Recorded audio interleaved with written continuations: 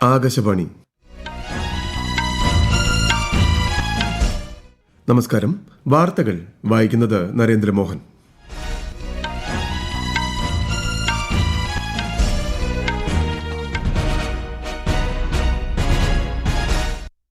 പ്രധാന വാർത്തകൾ. യുവശക്തിക്ക് പ്രത്യേക പ്രാധാന്യം നൽകി 2026-27 കേന്ദ്ര ബജറ്റ് ധനമന്ത്രി നിർമ്മല സീതാരാമൻ പാർലമെന്റിൽ അവതരിപ്പിച്ചു. വികസിത ഭാരതം എന്ന ലക്ഷ്യത്തിലേക്ക് ഇന്ത്യ നടന്നെടുക്കുകയാണെന്ന് ധനമന്ത്രി. ധനകമ്മി 4.5% കുറയ്ക്കും. ഉൽപാദനക്ഷമതയ്ക്കും സമഗ്ര വികസനത്തിനും ബജറ്റിൽ പ്രത്യേക പ്രാധാന്യം. കർഷകരുടെ വരുമാനം വർദ്ധിപ്പിക്കുന്നതിന് നിർദ്ദേശങ്ങൾ. അടിസ്ഥാന സൌകര്യ വികസനത്തിന് ശക്തമായ പിന്തുണ നൽകുമെന്നും ധനമന്ത്രി. കേരളം, ഒഡീഷ, ആന്ധ്രാപ്രദേശ്, തമിഴ്നാട് എന്നിവിടങ്ങളിൽ അപൂർവ ധാതു ഇടനാഴികൾ സജ്ജമാക്കും. ഖാദി, കൈത്തറി മേഖലയ്ക്കായി മഹാത്മാഗാന്ധി ഗ്രാം സ്വരാജ് എന്ന പേരിൽ പുതിയ സംരംഭം. ഇന്ത്യയെ ആഗോള ബയോഫാർമ നിർമ്മാണ കേന്ദ്രമാക്കി മാറ്റുമെന്നും ബജറ്റിൽ പ്രഖ്യാപനം. പ്രമേഹം, ക്യാൻസർ അടക്കമുള്ള മരുന്നുകളുടെ തീരുവ ഒഴിവാക്കി. 2026 ഏപ്രിൽ മുതൽ പുതിയ ആദായ നികുതി നിയമം രാജ്യത്ത് നിലവിൽ വരുമെന്നും ധനമന്ത്രി. Make in India, Atmanirbhar Bharat എന്നീ ലക്ഷ്യങ്ങളിലേക്കുള്ള മാർഗരേഖയാണ് കേന്ദ്ര ബജറ്റെന്ന് പ്രധാനമന്ത്രി നരേന്ദ്രമോദി. രാജ്യത്തെ 140 കോടി ജനങ്ങളുടെ അഭിലാഷങ്ങൾ ബജറ്റിൽ പ്രതിഫലിപ്പിക്കുന്നതായും പ്രധാനമന്ത്രി. ഇന്ത്യൻ കോസ്റ്റ് ഗാർഡ് സ്ഥാപക ദിനത്തിൽ ആശംസകൾ നേർന്ന് പ്രധാനമന്ത്രിയും രാജ്യരക്ഷാമന്ത്രിയും ഉൾപ്പെടെയുള്ള പ്രമുഖർ. വാർത്തകൾ വിശദമായി. യുവശക്തിക്ക് പ്രത്യേക പ്രാധാന്യം നൽകി 2026-27 കേന്ദ്ര ബജറ്റ് ധനമന്ത്രി നിർമ്മല സീതാരാമൻ പാർലമെന്റിൽ അവതരിപ്പിച്ചു. വളരുന്ന സമ്പദ് വ്യവസ്ഥ എന്ന നിലയിൽ വികസിത ഭാരതം എന്ന ലക്ഷ്യത്തിലേക്കു ഇന്ത്യ നടന്നെടുക്കുകയാണെന്ന് ബജറ്റ് പ്രസംഗത്തിൽ ധനമന്ത്രി പറഞ്ഞു. സുസ്ഥിര വളർച്ച, സാമ്പത്തിക അച്ചടക്കം, പണപ്പെരുപ്പം നിയന്ത്രിക്കൽ എന്നിവയ്ക്കാണ് നരേന്ദ്രമോദി സർക്കാർ കഴിഞ്ഞ 12 വർഷങ്ങളിൽ പ്രാധാന്യം നൽകിയത്. ഇതിന്റെ നേട്ടം രാജ്യത്തിന്റെ സാമ്പത്തിക വളർച്ചയ്ക്ക് കരുത്തു പകർന്നതായും ശ്രീമതി സീതാരാമൻ ബജറ്റ് പ്രസംഗത്തിൽ വ്യക്തമാക്കി. ദീർഘകാല മാറ്റങ്ങൾക്ക് മാർഗമൊരുക്കുന്ന തരം ഘടനാ പരിഷ്കരണങ്ങളും കേന്ദ്ര സർക്കാർ രാജ്യത്ത് നടപ്പാക്കി. സ്വയം പര്യാപ്തതയിലൂന്നി നിക്ഷേപത്തിനും നിർമ്മാണശേഷി വികസനത്തിനും പ്രോത്സാഹനം നൽകിയത് ഇറക്കുമതിയിലെ ആശ്രയത്വം കുറയ്ക്കുന്നതിന് കാരണമായി. ഈ പരിഷ്കരണങ്ങൾ കൂടുതൽ തൊഴിലവസരങ്ങൾ സൃഷ്ടിക്കുന്നതിനും കാർഷിക ഉൽപാദനം വർദ്ധിപ്പിക്കുന്നതിനും ജനങ്ങൾക്ക് സാർവത്രിക സേവനങ്ങൾ ഉറപ്പാക്കുന്നതിനും സഹായിച്ചതായി ശ്രീമതി സീതാരാമൻ പറഞ്ഞു. പാവപ്പെട്ടവരെയും പാർശ്വവൽക്കരിക്കപ്പെട്ടവരെയും പിന്തുണയ്ക്കുകയാണ് സർക്കാരിന്റെ ലക്ഷ്യമെന്നും ധനമന്ത്രി അറിയിച്ചു.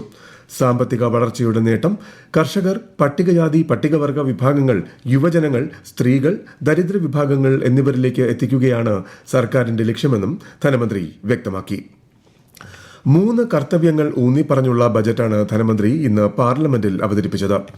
ഉൽപാദനക്ഷമത, ആഗോള അസ്ഥിരതകളെ ചെറുക്കാനുള്ള കഴിവ് എന്നിവ വർദ്ധിപ്പിക്കുക, സാമ്പത്തിക വളർച്ച ത്വരിതപ്പെടുത്തുകയും നിലനിർത്തുകയും ചെയ്യുക എന്നതാണ് ആദ്യ കർത്തവ്യം. ജനങ്ങളുടെ അഭിലാഷങ്ങൾ നിറവേറ്റുക, എല്ലാവരുടെയും ഒപ്പം എല്ലാവർക്കും വികസനം എന്നിവയാണ് മറ്റ് 2 കർത്തവ്യങ്ങൾ. തൊഴിലവസരങ്ങൾ സൃഷ്ടിക്കുന്നതിനും കാർഷിക ഉൽപാദനക്ഷമതയ്ക്കും സാർവത്രിക സേവനങ്ങൾക്കും പിന്തുണ നൽകുന്ന പരിഷ്കാരങ്ങൾ സർക്കാർ നടപ്പാക്കിയതായും ധനമന്ത്രി പറഞ്ഞു. ഇത്തരം നടപടികളിലൂടെ 7% എന്ന ഉയർന്ന വളർച്ചാ നിരക്ക് കൈവരിക്കാൻ രാജ്യത്തിനായെന്നും ശ്രീമതി സീതാരാമൻ വ്യക്തമാക്കി. We are inspired by 3 kartavya. Our first kartavya is to accelerate and sustain economic growth by enhancing productivity and competitiveness and building resilience to volatile global dynamics. Our second kartavya is to fulfill aspirations of our people and build their capacity, making them strong partners in India's path to prosperity. Our third kartavya, aligned with our vision of Sabka Saath, Sabka Vikas, is to ensure that every family, community, region and sector has access to resources, amenities. 6 മേഖലകളെ അടിസ്ഥാനമാക്കിയുള്ള സാമ്പത്തിക വികസനമാണ് ധനമന്ത്രി നിർമ്മല സീതാരാമൻ ബജറ്റിൽ മുന്നോട്ട് വച്ചത്. 7 പ്രധാനപ്പെട്ട മേഖലകളിൽ നിർമ്മാണം ശക്തിപ്പെടുത്തുക, സുപ്രധാന വ്യവസായ മേഖലകളുടെ പുനരുജ്ജീവനം, ചാമ്പ്യൻ MSMEകളുടെ സൃഷ്ടി, അടിസ്ഥാന സൌകര്യ വികസനത്തിന് ശക്തമായ പിന്തുണ, ദീർഘകാല സുരക്ഷ, സുസ്ഥിരത, നഗരങ്ങളെ അടിസ്ഥാനമാക്കി സാമ്പത്തിക വളർച്ചാ മേഖല രൂപപ്പെടുത്തൽ എന്നിവ ബജറ്റ് ലക്ഷ്യമിടുന്നതായി ധനമന്ത്രി പറഞ്ഞു. Under our first kartavya, to accelerate and sustain economic growth, I propose interventions in 6 areas. 1. Scaling up manufacturing in 7 strategic and frontier sectors. 2. Rejuvenating legacy industrial sectors. 3. Creating champion MSMEs. 4. delivering a powerful push for infrastructure. 5, ensuring long-term security and stability. And 6, developing city economic regions. നിർണായക സാങ്കേതിക മേഖലകളിൽ ഉൽപാദനം വർദ്ധിപ്പിക്കുന്നതിന് നിരവധി ദൌത്യങ്ങൾ നടപ്പിലാക്കും. India semi conductor mission 2.0, electronics ഘടകങ്ങളുടെ നിർമ്മാണ പദ്ധതി, 3 കെമിക്കൽ പാർക്കുകൾ എന്നിവ സ്ഥാപിക്കും. കേരളം, ഒഡീഷ, ആന്ധ്രാപ്രദേശ്, തമിഴ്നാട് എന്നിവിടങ്ങളിൽ അപൂർവ ധാതു ഇടനാഴികൾ സജ്ജമാക്കും. പൊതു അടിസ്ഥാന സൌകര്യങ്ങളുടെ സമഗ്ര വികസനത്തിനായി 5 ലക്ഷത്തിലധികം ജനസംഖ്യയുള്ള ടയർ 2, ടയർ 3 നഗരങ്ങളെ അടിസ്ഥാന സൌകര്യ വികസനത്തിൽ ശ്രദ്ധ നൽകും. കാർഷിക ഭക്ഷ്യ സംസ്കരണ രംഗത്ത് ഒട്ടേറെ സുപ്രധാന പ്രഖ്യാപനങ്ങളും ബജറ്റ് മുന്നോട്ട് വയ്ക്കുന്നു. കർഷകരുടെ വരുമാനം വർദ്ധിപ്പിക്കുക ലക്ഷ്യമിട്ടുള്ളവയാണ് ഇവയിൽ അധികവും. തീരദേശ മേഖലകളിൽ മത്സ്യബന്ധന മൂല്യശൃംഖല ശക്തിപ്പെടുത്തും. മത്സ്യ കർഷക ഉൽപാദക സംഘടനകൾ, സ്റ്റാർട്ടപ്പുകൾ, വനിതാ സംഘങ്ങൾ എന്നിവയിലൂടെ വിപണി ബന്ധങ്ങൾ മെച്ചപ്പെടുത്തും. 500 ജലസംഭരണികളുടെയും അമൃത് സരോവറുകളുടെയും സംയോജിത വികസനം ഉറപ്പാക്കും. മൃഗസംരക്ഷണ മേഖലയിലെ സംരംഭകത്വ വികസനത്തിനായി ക്രെഡിറ്റ് ലിങ്ക്ഡ് സബ്സിഡി പ്രോഗ്രാം, ആധുനികവൽക്കരണം എന്നിവ നടപ്പിലാക്കും. ബദാം, വാൽനട്ട്, പൈൻനട്ട്, ചന്ദനം, കൊക്കോ, കശുവണ്ടി തുടങ്ങിയ ഉയർന്ന മൂല്യമുള്ള വിളകളെ പ്രോത്സാഹിപ്പിക്കും. നാളികേര മേഖലയ്ക്കായി പ്രോത്സാഹന പദ്ധതി നടപ്പിലാക്കും. പഴയതും ഉൽപാദനക്ഷമമല്ലാത്തതുമായ തെങ്ങുകൾ മാറ്റി മെച്ചപ്പെട്ടവ നട്ടുപിടിപ്പിക്കുന്നതിനുൾപ്പെടെ സഹായം നൽകും. ചന്ദന കൃഷിയും വിളവെടുപ്പിന് ശേഷമുള്ള സംസ്കരണവും ഏകോപിപ്പിക്കുന്നതിനും വികസിപ്പിക്കുന്നതിനും സംസ്ഥാന സർക്കാരുകളുമായി സഹകരിക്കും. കാർഷിക വിജ്ഞാന മേഖലയിൽ ബഹുഭാഷാ നിർമ്മിത ബുദ്ധി ടൂളായി ഭാരത് വിസ്താർ എന്ന പേരിൽ സംവിധാനം സജ്ജമാക്കും. കാർഷിക ഉൽപാദനക്ഷമത വർദ്ധിപ്പിക്കുന്നതിനും മികച്ച തീരുമാനങ്ങൾ എടുക്കുന്നതിനും ഇത് കർഷകരെ സഹായിക്കും. News desk, Akashvani. ഇന്ത്യയെ ആഗോള ബയോഫാർമ നിർമ്മാണ കേന്ദ്രമാക്കി മാറ്റുമെന്ന് ധനമന്ത്രി നിർമ്മല സീതാരാമൻ ബജറ്റ് പ്രസംഗത്തിൽ പറഞ്ഞു. ഇതിനായി ബയോഫാർമ ശക്തി എന്ന പേരിൽ 5 വർഷത്തേക്ക് പ്രത്യേക ദൌത്യം നടപ്പിലാക്കും. 10,000 കോടി രൂപ ഇതിനായി വിനിയോഗിക്കും. ഫാർമസ്യൂട്ടിക്കൽ വിദ്യാഭ്യാസത്തിനും ഗവേഷണത്തിനുമായി 3 ദേശീയ സ്ഥാപനങ്ങൾ സജ്ജമാക്കും. നിലവിലുള്ള 7 സ്ഥാപനങ്ങളെ മെച്ചപ്പെടുത്തുമെന്നും ധനമന്ത്രി വ്യക്തമാക്കി.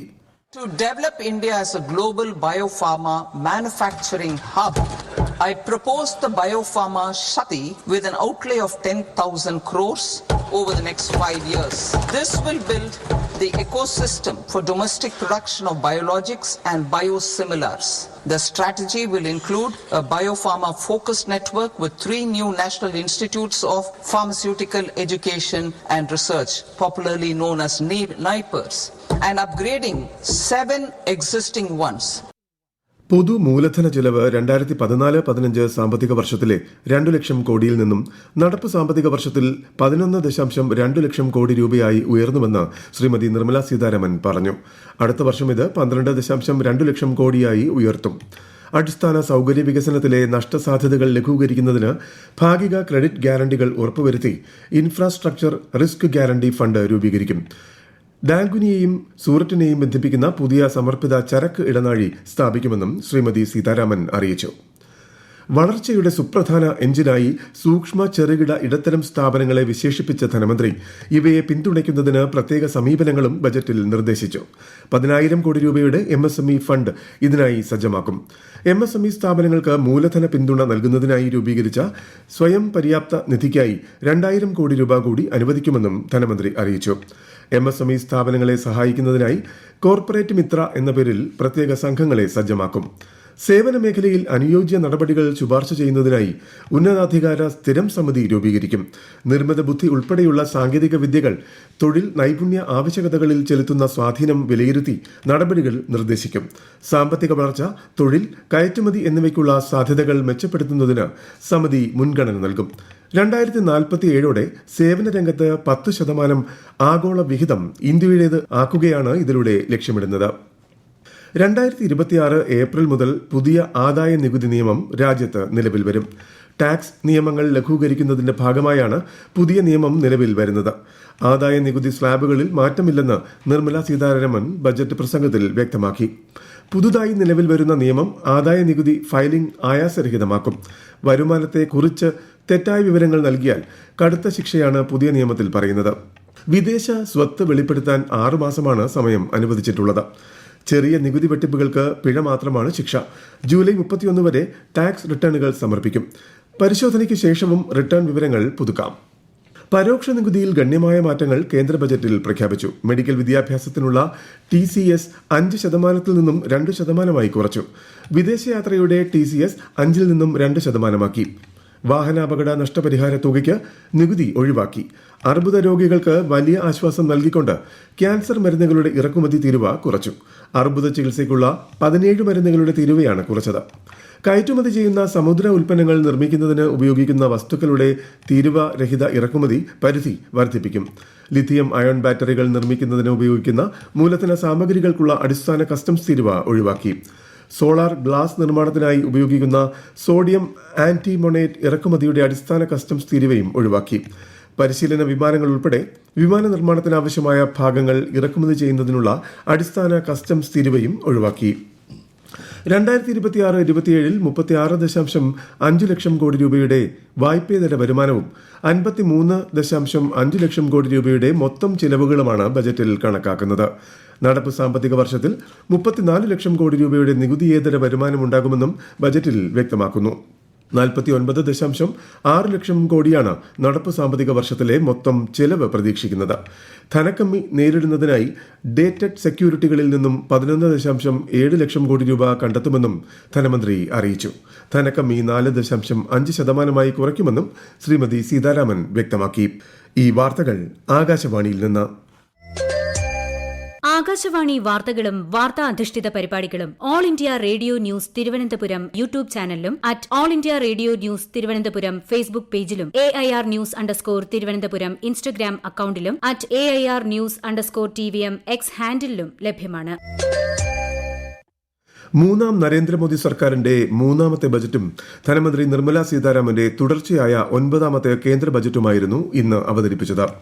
ബജറ്റ് അവതരണത്തിന് മുൻപ് രാഷ്ട്രപതി ദ്രൌപദി മുർമുവിനെ ധനമന്ത്രി രാഷ്ട്രപതി ഭവനിലെത്തി സന്ദർശിച്ചിരുന്നു. കേന്ദ്ര സഹമന്ത്രി പങ്കജ് ചൌധരിയും ഒപ്പമുണ്ടായിരുന്നു. Make in India, Atmanirbhar Bharat എന്നീ ഇന്ത്യയുടെ ലക്ഷ്യങ്ങളിലേക്ക് എത്താനുള്ള റോഡ് മാപ്പാണ് ഇന്ന് അവതരിപ്പിച്ച കേന്ദ്ര ബജറ്റെന്ന് പ്രധാനമന്ത്രി നരേന്ദ്രമോദി. രാജ്യത്തെ 140 കോടി ജനങ്ങളുടെ അഭിലാഷങ്ങൾ ബജറ്റിൽ പ്രതിഫലിക്കുന്നതായി അദ്ദേഹം പറഞ്ഞു. യുവാക്കളുടെ സ്വപ്നങ്ങൾക്കും ആഗ്രഹങ്ങൾക്കും പ്രാധാന്യം നൽകിയ ബജറ്റാണിതെന്നും പ്രധാനമന്ത്രി അഭിപ്രായപ്പെട്ടു. किसी भी देश की सबसे बड़ी पूंजी उसके नागरिक होते हैं. यह युवा शक्ति बजट है.